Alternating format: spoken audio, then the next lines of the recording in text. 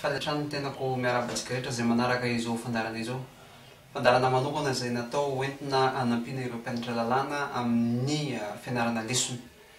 Natao tokoa izao fandarana satria natrapa ny tena amin'ny mahazokonjokony amin'ny tena amin'ny fianarana lalàna fa adidy no manaparitaka sy mizara ny fahaizana amin'ireo zandry izay manao an'izany droit izany.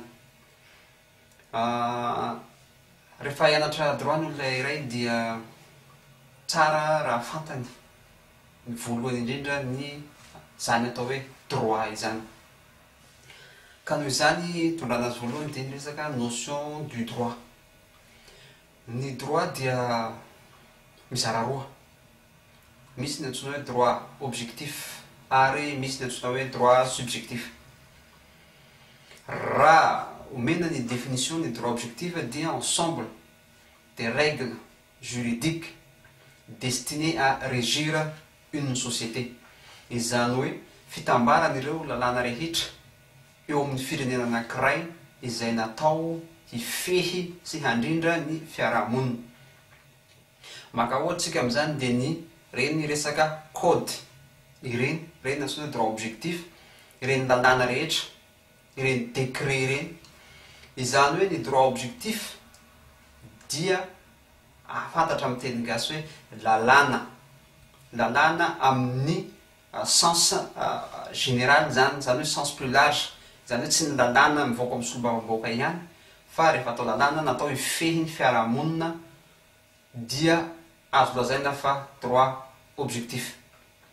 Misy ny condition na ny atao hoe critère ma objectif ny droit ary ho hitantsika amin'ny fandarana manaraka izany. Fa ny androany aloha dia jery fotsiny tsika zay différence zany hoe mahasamihafa ny droit objectif sy ny droit subjectif izay. Raha izay momba ny droit objectif dia ny droit subjectif ndraiky koa dia ensemble des droits ou prérogatives accordées à un individu par le droit objectif. Izany hoe fitambaran'ny zo rehetra izay voafaritra ao anatin'ny antsoina hoe droit objectif, izany hoe ny lalàna dia ireny ny antsoina hoe droit subjectif, fantatra amin'ny teny gasy hoe zo. Zay zany tompolahy sy tompovavy ny anio. Zay ny mahasamihafa ny droit objectif sy ny droit subjectif. Fantarina fa rehefa anao hitondra définition zany antsoina hoe droit zany dia tsy maintsy mianga amin'izay anankiroa zay anao satria tsy misy ny tonga dia définition droit hoe droit de zao, fa tsy maintsy eo amin'izay fizarana roa izao ny hitondranao ny définition ny antsoina hoe droit. Ka izay tompolahy sy tovovavy ny anio fa amin'ny manaraka antsika hitondra ny resaka droit objectif. Izany hoe ity cours ity dia natao hanampiana nyireo mpianatra lalàna sy ireo liana an'izany fampianarana lalàna izany. Ka tsy fanomezana akory no eto fa tonga dia fanazavana miainga amin'ny cours de droit en général.